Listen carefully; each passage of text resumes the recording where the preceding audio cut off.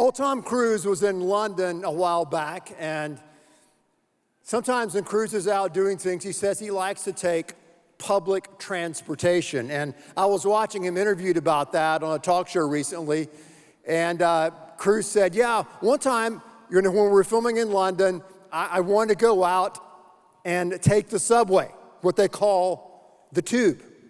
So it was rush hour, went down, had my baseball cap on, had my headphones on, Tom said, got into a car, he said it was packed out.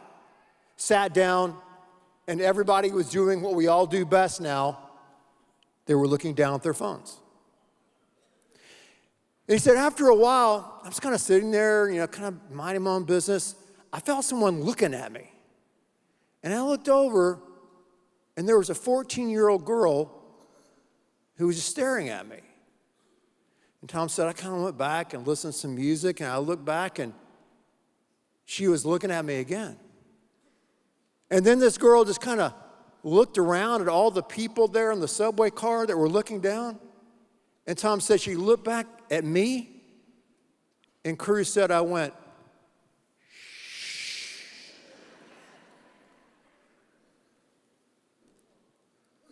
And the girl just took her phone out of her purse, clicked a picture, and got off at the next stop. Crazy, huh? Think about all those other people on that subway car in London that missed the moment, right? They missed it, right? They're like we are, man. We're distracted, we're busy, we're going somewhere, we're looking down, and we miss the moment. But that girl captured the moment. She was aware. She knew what was going on, and saw this superstar, movie star, if you would. Easter's interesting. You all made it here to Easter in one piece, most of you. Welcome. But it's easy to get distracted on Easter. And you got a lot to do. You got to get dressed. You got a new tie or a new outfit, a new hat, a new dress, something, and you have lunch, so you're rushing. It's easy to get distracted and miss the moment. Perhaps today can be a God moment in your life on this Easter. Question: are you a curious person?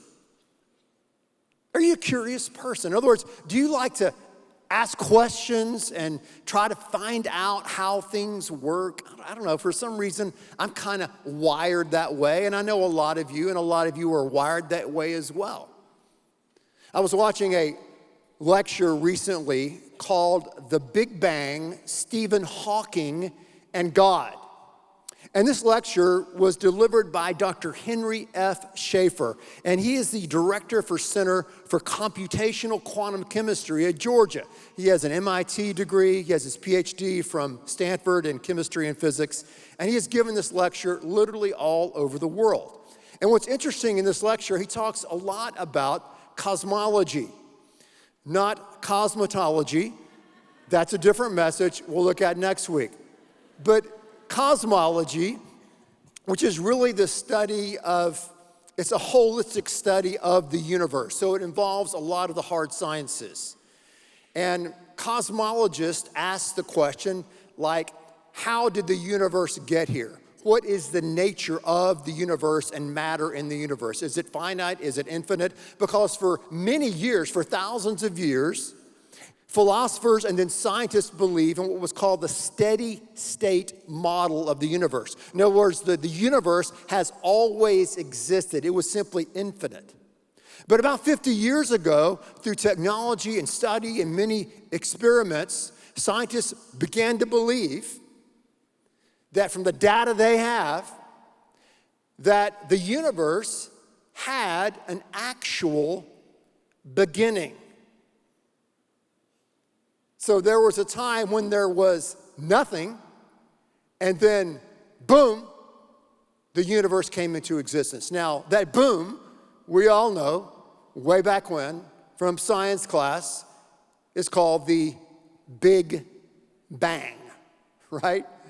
the Big Bang. And the Big Bang represents an immensely powerful yet carefully planned and controlled release of matter, energy, and time. It's the source of all matter that now exists in the universe. And so when this theory was being bounced around the scientific community around the world, many scientists pushed back, including Einstein himself, because they knew that there was if not a direct, almost an indirect correlation between the Big Bang and Genesis 1:1, in the beginning, God created the heavens and the earth. But even Einstein finally tapped out and said he believes that there must be a necessity of a beginning, that there must be a presence of a supreme reasoning power. Astrophysicist Dr. Hugh Ross said this. He said, the evidence from cosmology determines that the cause of the universe is functionally equivalent to the God of the Bible, a being beyond matter, energy, space, and time of the cosmos. So God is a being that's uncaused, non-contingent, beginningless, spaceless, timeless, enormously powerful, ultimate cause of everything that exists. Genesis 1:1 frames it, in the beginning, God spoke, created the universe, and brought it into existence. Theologians say he created this world ex nihilo, out of nothing. We call that scientifically the Big Bang. The universe started off really warm and hot and exploded into reality and has been cooling off ever since. So, if you're curious, right, how did we get here? Where did matter come from? At this point, according to the data, the best data we have, there was a beginning, and as we believe, that beginning was through this all-powerful, all-knowing, non-contingent, ultimate cause, God himself. Now, if you're wondering, they're on the back row Baptist. If you're wondering, what does this have to do with Easter? The Big Bang, right? What does that have to do with Easter? What does that have to do with what we're celebrating today? Well, think about it. If you're curious, what about Christianity? Has Christianity always existed? Has it always been here? Or did Christianity have a beginning? And if Christianity had a beginning, what is the ultimate cause that has led to the effect that is the Christian religion and Christian worldview? Where today 1/3 of the earth's population identify as Christians. Well, when you look at the story, when you look at the history, Christianity was really a movement that was dead in the water before it had a chance to start. Okay? So go back to the first century. You have in around 29 AD, you have this rabbi, this Jewish rabbi by the name of Yeshua of Nazareth, okay? And he is out and he is teaching. He is teaching you should love your enemies. He's teaching you should love God with all your heart, mind, body, soul, and strength. You should love your neighbor as yourself. You should give. You should be generous. You should forgive. Also, Jesus is not only teaching love and forgiveness, but he's actually healing people. Blind people can see, and deaf people can hear, and people who are lame can walk. And you can imagine in this small part of Israel, news of this is traveling everywhere. And so people are wanting to see this Jesus or to bring their loved one before him so that they can be touched, so that they can be healed, so they can hear his teaching of freedom and liberation. But Jesus started saying things that disturbed the populace. He started saying things like, if you have seen me, you have seen God. God and I are one. So he's committing the sin of blasphemy. So the religious leaders of his religion turn against him. They collude with the Romans. The Romans were the totalitarian regime that were in charge today, the most powerful government in the history of mankind. And so they had him arrested, And the Romans did what they do very well. They executed Jesus Christ along with two other criminals that day in around 33 AD. Now, crucifixions were not unusual. Around 6 AD, there was another would-be Messiah called Judas the Galilean, and they crucified around 1,000 Jews who followed his movement. There were other messiahs like Bar Kokhba and others who had messianic movements, but the Romans, again, executed them and killed them, got them out of the way. So now, this Jesus, this healer, this miracle worker, is dead. His followers are hiding. They're scared that they're next, that they're going to be crucified, they're going to be executed, or thrown in prison at least. They're in deep grief. They don't understand. They're bewildered. All their dreams have been dashed. And now, we pick up the story in one of the gospel accounts in Mark chapter 16. Look what happens. It says, when the Sabbath was over, Mary Magdalene, Mary the mother of James, and Salome brought spices so they might go and anoint his body. Very early on the first day of the week, that's Sunday, just after sunrise, they were on their way to the tomb, and they asked each other, who will roll away the stone when we get to the tomb? But when they looked up, they saw that the stone, which was very large, had been rolled away. They entered the tomb. They saw a young man dressed in a white robe sitting on the right side, and they were alarmed. They were afraid. Don't be alarmed. You're looking for Jesus, the Nazarene. He was crucified. They all saw that. He is risen, and he is not here. See the place where they laid him? But go tell the disciples and Peter. He's going ahead of you into Galilee. There you will see him just as he told you. So here's what happened. They go to the tomb's empty. On the way back, some of the women encounter Jesus Christ. He speaks to them. He says, go tell the disciples. Go tell them what happened. Go tell them that I'm alive. They go into the upper room. The guys in there, I guess they're watching sports or something, whatever guys did. And these women say, hey, we've seen Christ. He's alive. He's alive. And the disciples said, we don't believe you. We don't believe you. But Peter and John said, we'll go check. So they got up, they ran down to the tomb, they saw that it was empty. They still didn't understand. And then as time passed in that same room, Jesus Christ appeared to them. He said, here I am. Peace be with you. He said, I'm not a ghost. Please get me something to eat. Thomas, another disciple, was not there. The disciples told Thomas, hey, we've seen Jesus. He's alive from the dead. And Thomas is like, I don't believe you. I'm not going to believe it until I see him for myself and touch him. I will not believe he's actually alive. Dead people don't rise from the dead. 8 days later, they're in the same room.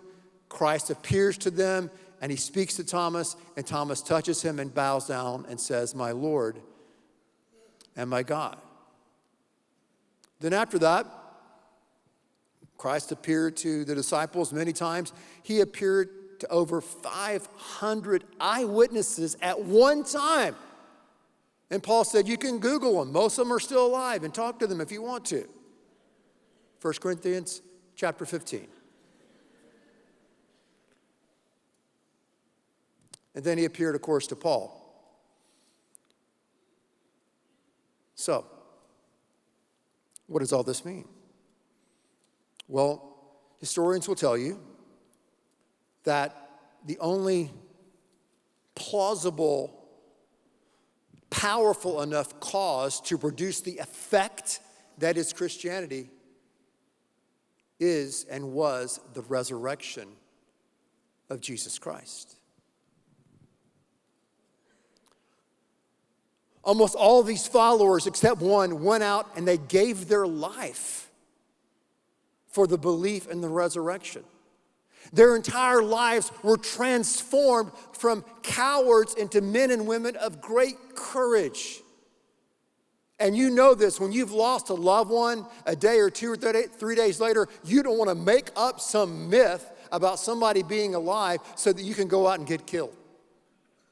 Dr. Henry Schaefer, the guy I mentioned that lecture earlier, said this. He was asked, how can someone of your intelligence believe in the resurrection of Christ? And here's what Schaefer said. He said, I think the historical evidence is very strong. The alternative is to conclude that Jesus Christ's closest friends and followers colluded in a vast conspiracy to feed themselves to the lions. And the probability of that seems very small to me. So we know of no form of Christianity, not the earliest forms of Christianity, that didn't have the resurrection at the very center of its beliefs. Eminent historian N.T. Wright said this. He said, Christianity began as a resurrection movement. As I've already remarked, there is no evidence for a form of early Christianity in which the resurrection was not a central belief, as if it were bolted onto Christianity at the edge. It was the central driving force in forming the whole movement.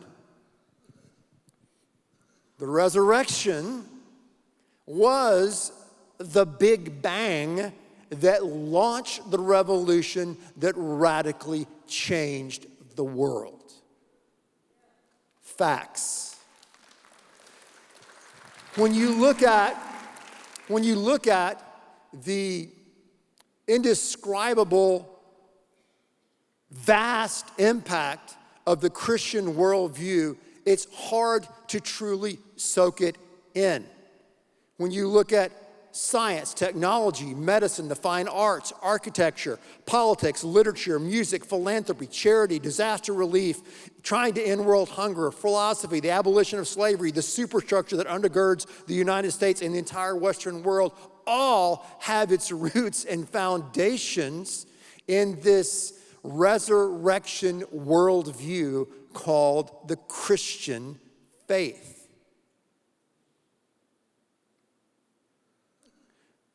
These early followers of Christ had nothing. No money, no weapons, no printing press, no Twitter, no social media, no military, nothing. Nothing. They had no political power at all, zero. And yet, because of their story, because of their experience, because they were around this Jesus of Nazareth who died and rose again, they were able to change the face of the entire world and overtake the Roman Empire in 300 years.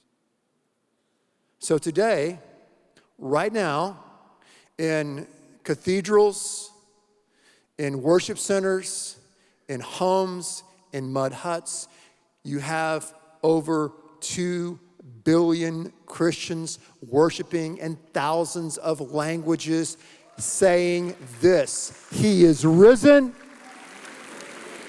Christ is risen. So on a perennial level, whether you believe in Christ and the resurrection or not, on a perennial level, it's hard to underestimate the impact of the Christian worldview and the freedom it's brought to millions of people. At the same time, Christianity has always been about this personal encounter, this personal relationship with this Creator God. It's always been about that. So there would be no Christian worldview, there would be no Easter celebration, there would be no 2 billion people following Christ today if these early men and women would have missed that moment with the resurrected Christ.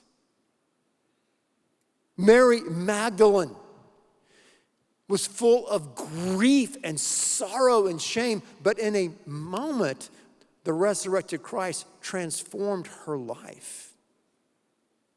Paul was filled with anger and rage, trying to abolish people who believed in the resurrection until he, this brilliant philosopher theologian, had an encounter with Christ, and his anger melted into humility, and he began to take the Christian message and mass market it around the world. Thomas was full of doubt until in a moment he had an encounter with the resurrected Christ, and Thomas died as a martyr in the country of India.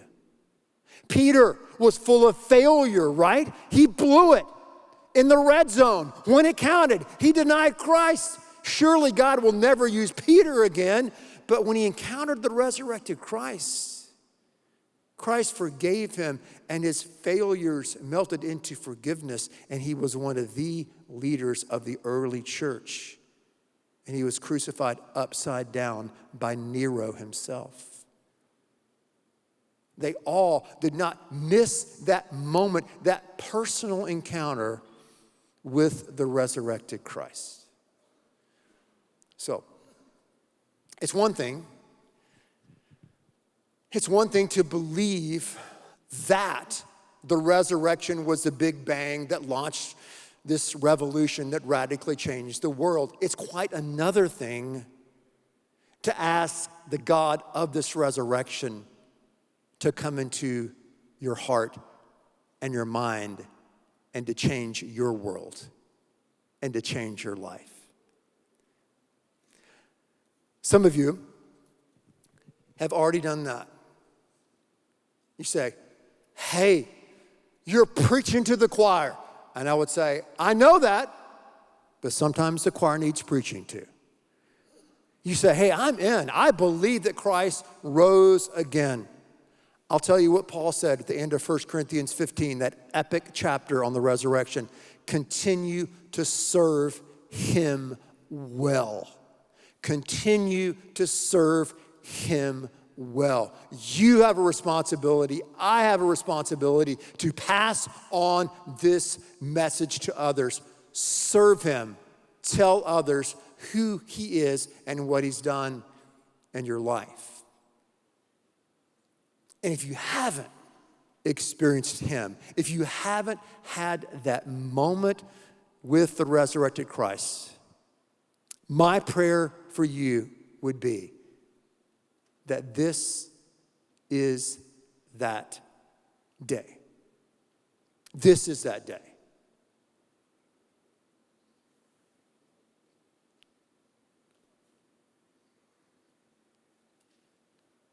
Don't miss the moment. Don't miss it.